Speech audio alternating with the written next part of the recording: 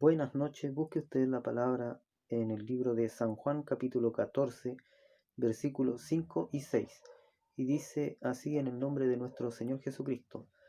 Le dijo Tomás: Señor, no sabemos a dónde vas, ¿cómo pues podemos saber el camino? Jesús le dijo: Yo soy el camino, la verdad y la vida. Nadie viene al Padre sino por mí. Esta es la lectura de la palabra, que el Señor añada revelación a su palabra. Esta palabra quizás usted en más de algún momento la ha escuchado, porque es sobre todo la parte del versículo 6, es como muy recurrente de mencionar, y viene este mensaje por esto mismo, porque alguien lo escuchó y quizás en su profunda meditación dijo: la vida es injusta por alguna enfermedad que aquejaba a un familiar. Y le viene este versículo a su mente, a su cabeza, en donde Dios le dice: yo soy el camino, la verdad y la vida, y nadie viene al Padre sino por mí.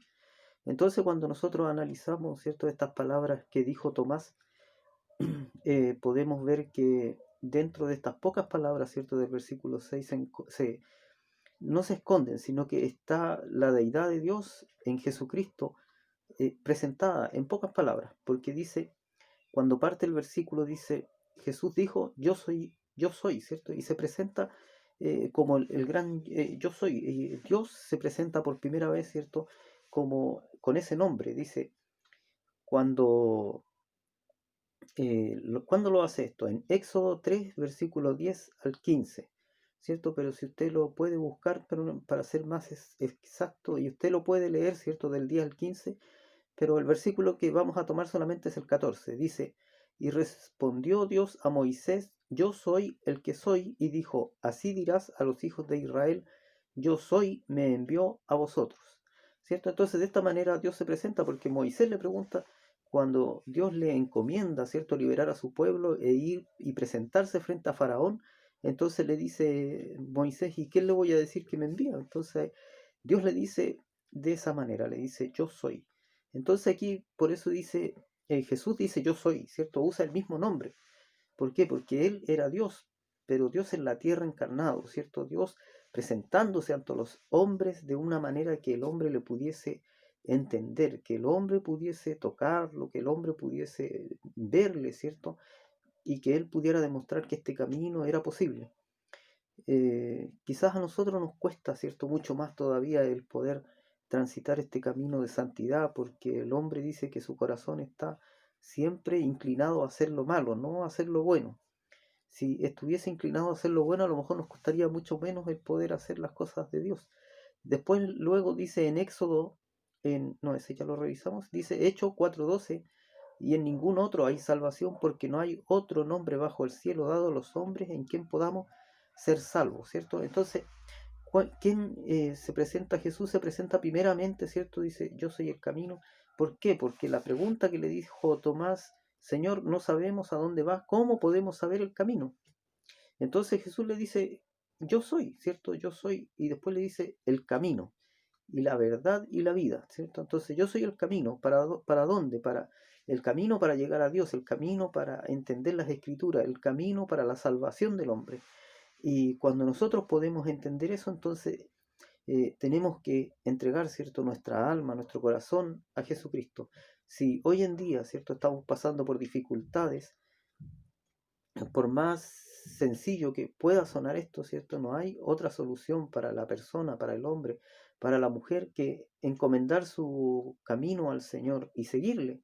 Porque no basta con decir yo creo, porque si usted hace una encuesta, mucha gente cree en Dios. Pero una cosa distinta es creer en Dios, y otra muy distinta es seguir los caminos de Dios, hacer la voluntad de Dios. Eso es distinto, ¿cierto? Entonces, cuando nosotros creemos en Dios realmente, entonces empezamos a buscar su camino, empezamos a transitar por el camino que Dios nos está demarcando, por el camino que Dios quiere que nosotros andemos. Y en Juan 8, capítulo 8, versículo 12 dice: Una vez más Jesús se dirigió a la gente y les dijo: Yo soy la luz del mundo. El que me sigue no andará en tinieblas, sino que tendrá la luz de vida. Entonces aquí usted encuentra que este atributo, ¿cierto?, de la luz es algo que no lo puede dejar pasar así como tan simple. La luz, a diferencia de las otras cosas que nosotros tenemos, ¿cierto?, en nuestra vida cotidiana, es diferente. El agua, si usted la pasa, depende por el lugar donde pase el agua o donde usted ponga el agua.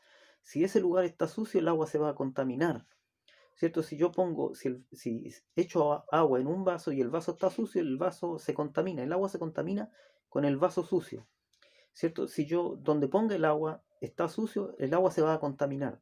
Pero la luz no. Usted puede poner la luz en cualquier lugar y la luz no se va a contaminar. Entonces Jesús nos está diciendo que en Él no hay variación, ¿cierto? Y donde la luz de Él llega, entonces ya tampoco hay más tinieblas.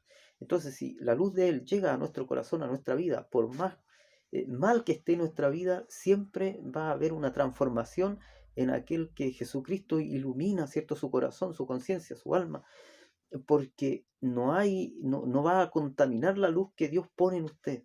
Usted no la puede contaminar, nadie puede contaminar la luz de Dios en el ser humano. En cambio, si fuese otra cosa, ¿cierto? Si dependiera de otro material que nosotros no lo contamináramos, entonces eso se va a contaminar. Lo que nosotros tomamos, ¿cierto? Hoy en día que está tan en boga esto de no contaminarse, ¿cierto? Usamos mascarillas para poder transitar en la calle, nos lavamos las manos a cada rato, usamos alcohol gel y distintas precauciones que se toman para no enfermarse. Si nosotros lo pusiéramos eso en la vida espiritual, tendríamos que ser de la misma manera. Tendríamos que ver el pecado así como hoy en día ven los virus las personas, ¿cierto? Quizás estamos acostumbrados en cierta forma a vivir con una cantidad de virus conocidos. ¿Es cierto? Si usted vivió, por ejemplo, yo tengo 40 y tantos años y durante esos 40 y tantos años he transitado por todos esos años, transité sin mascarilla por la calle. Y había gente resfriada en el metro, había gente resfriada en la micro, había gente resfriada en el trabajo. Y cuando se resfriaban en el trabajo, empezaba uno y después seguía el otro, hasta que llegaba donde estaba yo y no había nada que hacer, ¿cierto? Y me resfriaba también, pues después sabía que ese resfriado iba a durar un periodo corto y después se quita. Uno sabe lo que tiene que tomar, qué es lo que tiene que hacer para que el resfriado dure poco. Entonces también la palabra de Dios es como el antigripal, ¿cierto? Para el hombre, para que el hombre pueda transformar su vida, para que la pueda cambiar. ¿Qué es lo que tengo que hacer entonces para estar en la voluntad de Dios, en la gracia, bajo la gracia de Dios? Es conocer la palabra de Dios para que la palabra de Dios me ilumine, ¿cierto? Jesús dice, yo soy el camino, la verdad y la vida. Y en esto que estábamos viendo, Juan 8:12 dice, una vez más Jesús se dirigió a la gente y les dijo, yo soy la luz del mundo, el que me sigue no andará en tinieblas, sino que tendrá la luz de vida. La luz de vida, ¿cierto? La luz que nos sirve para llevarnos a salvación. Cuando usted transita, ¿cierto? Por una calle, no quiere que esa calle esté oscura, porque, ¿por qué? Porque la oscuridad, ¿cierto? Normalmente es señal de que algo malo puede suceder. Puede haber un hoyo en la calle que uno no lo vea, ¿cierto? Tropezarse, torcerse el pie, o puede haber alguien, ¿cierto? Malo acechando en la oscuridad para hacernos daño. Y pueden pasar tantas cosas, ¿cierto? Entonces, cuando uno ve una calle oscura, trata de evitarla. Y cuando ojalá nosotros pudiésemos ver, ¿cierto? Nuestro corazón, nuestra alma, ¿cierto? Para ver si hay sectores oscuros ahí y pedirle al Señor que lleve su luz, ¿cierto? A ese lugar de nuestra vida para que eso sea cambiado. Entonces, esta palabra viene, ¿por qué? Porque más de alguna vez, ¿cierto? Nosotros mismos a lo mejor hemos pensado, ¿por qué a mí me sucede esto? ¿O por qué quedé sin trabajo siendo que tengo tal o cual cosa o compromiso por cumplir? ¿Qué voy a hacer ahora, cierto? Y dejamos de confiar en Dios, dejamos de confiar en su palabra, dejamos de confiar en su provisión, ¿cierto? Y no es bueno eso, ¿por qué? Porque se debilita la fe de la persona. Cuando yo pongo en duda las cosas que Dios puede hacer en mi vida, entonces estoy alejando, ¿cierto?, la bendición de Dios, porque estoy poniendo en duda lo que Dios puede hacer por mí. Y si yo pudiera contarle, ¿cierto? Hay distintas cosas, mire. Hay una hermana que yo conozco, una hermana, una pareja, ¿cierto? El esposo y la esposa, que él dice que trabajó por muchos años en una empresa y de repente le dicen un día en la mañana, lo llaman y le dicen, está despedido. Y le pagaron su finiquito, pero con el finiquito no le alcanzaba ni siquiera para cubrir lo que debía. Y lo primero que él pensó, dijo, ¿qué voy a hacer ahora? Dijo, ¿qué voy a trabajar? ¿Qué voy a hacer? Entonces dice que Dios abre unas puertas y por ahí le arriendan primero un kiosco y le fueron a hacer problemas porque los kioscos no se pueden arrendar. Entonces finalmente, mire lo que son las cosas de Dios, él terminó comprando el kiosco. Debido a esto, el dueño le dijo, bueno, se lo vendo. Y le vendieron el kiosco y a través de ese kiosco Dios le ha ido proveyendo durante todos estos años, ¿cierto? En un principio él dijo, ¿qué voy a hacer ahora? ¿Con qué voy a pagar mis deudas? Pero Dios ya tenía todo preparado y así también nosotros debemos tomarlo. Cuando vienen las dificultades, debemos pensar, ¿qué va a hacer Dios ahora conmigo para sorprenderme, ¿cierto? ¿Qué va a hacer Dios para que yo pueda salir adelante de esta situación? Entonces, cuando nosotros pensamos que ¿cuánto se llama? Que solo habla acerca de esto en el Nuevo Testamento, también cuando usted ve en Deuteronomio 13:4 dice, en pos de Jehová vuestro Dios andaréis y a él temeréis, guardaréis sus mandamientos y escucharéis su voz y a él serviréis y a él seguiréis, ¿cierto? Entonces, ¿por qué? Porque es bueno seguir los caminos de Dios, es bueno andar por sus caminos, transitar en ellos. La palabra para esta tarde me recuerda, ¿cierto?, que nosotros tenemos muchas debilidades quizás en las cosas de Dios. Muchas veces nos falta la seguridad, ¿cierto? Dice que una cosa que está muy también de moda en este tiempo es el temor, el miedo, ¿cierto? Y mucha gente dice que el miedo paraliza. Entonces, quizás usted me diga, bueno, pero si toda la gente tiene miedo, hay un nivel de miedo que sirve, ¿cierto? Para que el cuerpo esté en atención, para que la mente esté en atención. Pero cuando eso sobrepasa, ¿cierto? Y me atemoriza y me paraliza, entonces quiere decir que eso ya no es normal, eso ya no está bien. Y entonces cuando nosotros debemos empezar a buscar la ayuda de Dios, ¿cierto? Para que esto no me paralice, sino que yo pueda seguir igual avanzando en las cosas diarias, en el día a día, ¿cierto? En mi labor como padre, en mi labor como hermano, en mi labor como esposo, en mi labor, no sé, en las labores que tenga usted, pero esto no puede paralizarlo el miedo, porque eso ya no es normal. El miedo tiene que servirle para que usted esté alerta, pero no para paralizarle. Entonces, cuando hay temor en la vida de la persona, viene el estrés, ¿cierto? Hoy tan conocido. Y cuando hay estrés, bajan las defensas. Y cuando baja la defensa, usted se enferma. Entonces, por eso es que no es bueno tener tanto miedo acumulado en la vida de uno. Uno tiene que empezar a confiar en Dios para que su vida pueda tomar el destino que Dios quiera darle. Tiene que entregar su corazón cada día. Muchas veces nosotros sucede esto en la vida de nosotros que queremos hacer las cosas de acuerdo a lo que nosotros queremos y como nosotros pensamos que debe ser. Y no dejamos que Dios actúe en nuestra vida para que Él nos guíe hacia donde nos quiere llevar. Quizás la bendición que Dios quiere entregarnos sea mucho mayor y mejor que lo que nosotros pensamos hacer, pero muchas veces no nos arriesgamos a hacer esto porque nos gusta pisar como en el terreno que a nuestra propia luz pensamos que es la correcta. Pero aquí dice que Jesús dice que yo soy la luz, ¿cierto? La luz verdadera, ¿cierto? Entonces nosotros tenemos que transitar por la luz que Jesús nos entrega a través de su palabra, a través del conocimiento que está en las escrituras, a través del conocimiento que tienen aquellos que ya llevan años transitando en este camino, ¿cierto? Santiago dice, yo soy la verdad, dice, ¿cierto? En Santiago 1:17 dice, toda buena dádiva y todo don perfecto desciende de lo alto, del Padre de las luces, en el cual no hay mudanza ni sombra de variación, ¿cierto? Entonces ¿qué puede ver aquí? Que Dios a través de Dios Padre dice que en Él no hay sombra de variación. O sea, cuando Dios dice que a usted le va a bendecir, no va a haber nadie que le pueda quitar esa bendición. Cuando Dios le dice que a usted también lo va a corregir, no va a haber nadie tampoco que le pueda quitar esa corrección. ¿Por qué? Porque Dios a usted lo quiere llevar a un lugar que nadie más va a ir, ¿cierto? Dios escoge a quienes van a llegar, ¿cierto? Hasta ese lugar, quienes van a hacer esa labor, ¿cierto? Si bien es cierto, como he dicho en otras predicaciones, ¿cierto? Todos los que aceptan a Jesucristo como Señor y Salvador van a llegar al reino de los cielos, pero usted tiene que cumplir una labor en esta tierra mientras dure su vida en esta tierra, y usted debe preguntarse cada día, Señor, ¿cuál es la misión que hay para mí? ¿Cierto? ¿Cuál es la labor que está para mí? ¿Cierto? Quizás usted diga, yo soy padre, o si usted es una hermana, usted dirá, yo soy madre y esa es mi labor. Pero hay una labor más allá todavía, esa que involucra a más gente, ¿cierto?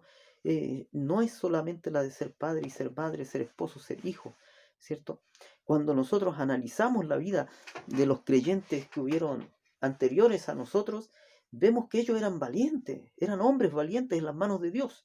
No solamente Pedro, Marcos, Lucas, no solamente Juan, no solamente el apóstol Pablo, no solamente los profetas del Antiguo Testamento, ¿cierto? Todos ellos eran muy valientes y se presentaban en las manos de Dios y se apartaban para Dios, ¿cierto? Entonces, pero cuando usted viene a la historia más contemporánea, ¿cierto? Se encuentra, por ejemplo, con Juan Hus, que fue anterior, ¿cierto?, a la Reforma Luterana, que fue uno de los primeros sacerdotes que tradujo las escrituras al español para poder explicarle, ¿cierto?, y contarle acerca de las cosas de Dios a los hombres donde él vivía. Tradujo la escritura al lenguaje original por donde él pasaba. Y esto no le gustó a la iglesia dominante, ¿cierto?, que era la iglesia católica, y murió en la hoguera. Pero a pesar de eso, él dijo, yo no me puedo arrepentir, porque a él le decían, si quería vivir, tenía que retractarse de todo lo que a él había dicho. Y lo que él decía era lo que la escritura decía. Entonces él decía, yo no me puedo retractar de la verdad. Y prefirió morir quemado a retractarse de lo que había dicho, porque si se retractaba, iba a quedar que la palabra que él había sembrado en los corazones de esas personas iba a quedar como una mentira. Entonces él prefirió morir en la hoguera a retractarse, ¿cierto?, de aquellas cosas que había enseñado a los hombres, que era la escritura, pero en su lenguaje, porque antes se enseñaba en latín, ¿cierto? Entonces ellos poco podían entender de lo que decía la escritura en verdad, cómo él les podía presentar en latín a Jesucristo. Él lo traducía al lenguaje que correspondía, donde estaban los nativos, donde estaba el que hablaba en español, se lo traducía al español y se lo explicaba en español para que ellos pudieran entender la vida de Jesucristo y cómo él había dado su vida para que ellos fuesen salvos. Entonces, Juan Hus, ¿cierto?, logró esto. ¿Por qué? Porque su fe estaba más allá del tiempo temporal que vivimos nosotros. El tiempo temporal que nosotros vivimos llegará, ¿cierto?, con suerte hasta los 60, 70, 80 años. Dice, los más robustos, 80 años. Y después de eso volamos, dice la Escritura, y vamos a la presencia del Señor conforme a lo que hagamos hecho. Yo creo que Él está allá, ¿cierto?, porque Él fue valiente. Y después, cuando seguimos, ¿cierto?, analizando nuestra historia más cercana todavía, y conocemos, ¿cierto?, acerca de por qué nos dicen Canuto, ¿cierto? Si usted alguna vez se ha preguntado por qué le dicen Canuto a los evangélicos, no es por los fideos, es por un hombre que se llamaba Juan Canut de Bonn. Juan Canut de Bonn fue también un cura y llegó como en esa condición. Primero llegó a Uruguay, Argentina y después llegó aquí a Chile, pero siendo católico todavía. Aquí en Chile se convirtió al evangelio. Y todo pasó, dicen, que él se encontró una Biblia y empezó a escudriñar las escrituras por cuenta propia. Y se dio cuenta que la salvación era por gracia y empezó a predicar esto, ¿cierto? Entonces eso no le gustó a la iglesia católica, valga la redundancia. Y bueno, él ya se había salido también de la iglesia católica, porque se convirtió al evangelio, se convirtió ya en ese tiempo, que después que habían salido los españoles de Chile, ya habían iglesias protestantes, por decirlo de alguna manera, acá en Chile, y él predicaba en esas iglesias. Y la iglesia le dijo, bueno, si usted, a los pastores en este caso, ¿cierto?, le dijo, si usted quiere conservar su iglesia, no deje predicar a ese hombre en su iglesia, por Juan Canut, por Canut de Bonn. Entonces lo sacaron de la iglesia, pero él no se dio por vencido, sino que él empezó a hacer reuniones en las casas. Y lo mismo pasó, llegaron a las casas a amenazar a los dueños de las casas, entonces él ya no pudo hacer más reuniones en las casas, entonces después él empezó a predicar en las plazas, y de ahí parte esto de predicar a la calle, ¿cierto? Entonces, pero este hombre fue valiente, no se quedó encerrado, no se fue a lamentarse a su hogar por lo que le estaban haciendo, porque no lo dejaban predicar la palabra, sino que él, cada vez que le ponían un problema, una dificultad, él buscaba la solución para seguir alabando a Dios, para seguir predicando acerca de Dios. Después se fue a predicar a los trenes, después se fue a predicar a todo lugar donde fuera público, él predicaba acerca del Evangelio de Dios, acerca de la salvación por gracia, ¿cierto? Entonces cuando nosotros conocemos a estos hombres que fueron valientes, que entregaron su vida, entonces decimos nosotros, ¿qué estamos haciendo para que esto siga avanzando? Si ellos se hubiesen ido a encerrar a su hogar, ¿cómo hubiese llegado el Evangelio a su vida? ¿Cómo usted hubiese sabido que Jesucristo dio su vida por usted? ¿Cierto? Y después cuando tenemos, ¿cierto?, la reforma luterana, ¿qué es lo que hizo? Él escribió, ¿cierto?, cuál era la tesis que él hizo, por qué no estaba de acuerdo con lo que decía la Iglesia Católica. Lutero, ¿cierto? Entonces, ahí encontramos, ¿cierto?, que hay una dedicación, entonces encontramos, ¿cierto?, que hay un propósito en cada uno de ellos. De estas tres personas que le nombré, Lutero, ¿cierto?,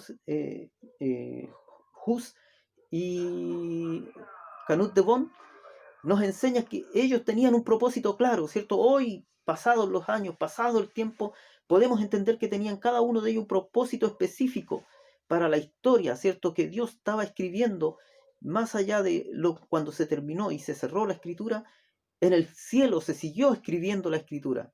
Y un día se abrirán los libros allá y dirá, ¿cierto?, cómo fue que el Evangelio fue avanzando aquí en la tierra y cómo fue que, no sé, pues una hermana Juanita por ahí siguió predicando, ¿cierto?, en los lugares apartados. Un hermano Sergio, un hermano, no sé, Pedro, siguió predicando por los campos, por diferentes lugares, y cómo Dios transformó vidas para que esos hombres, ¿cierto?, tomaran este mismo camino y siguieran predicando este Evangelio, pero con el corazón, con convicción de que lo que estaban haciendo era lo que Dios quería para su vida, que quería transformar vida a través de ellos. Y no hay nadie que pueda transformar la vida de un hombre sino solamente Dios, y el Espíritu Santo a través de un hombre puede hacerlo, entregar la palabra correcta para aquel que quiere Dios transformar. Si usted quiere ser uno de ellos, tiene que tomar, ¿cierto?, la mancera y empezar a trabajar para Dios, así como un día ellos se convencieron de que ese era el camino que tenían que seguir. Así también, si usted quiere ser un hijo de Dios verdadero, también tiene que convencerse de que Dios puede hacer grandes obras con usted. Entonces, ¿cierto? Como le decía, yo soy la verdad, dice Jesucristo.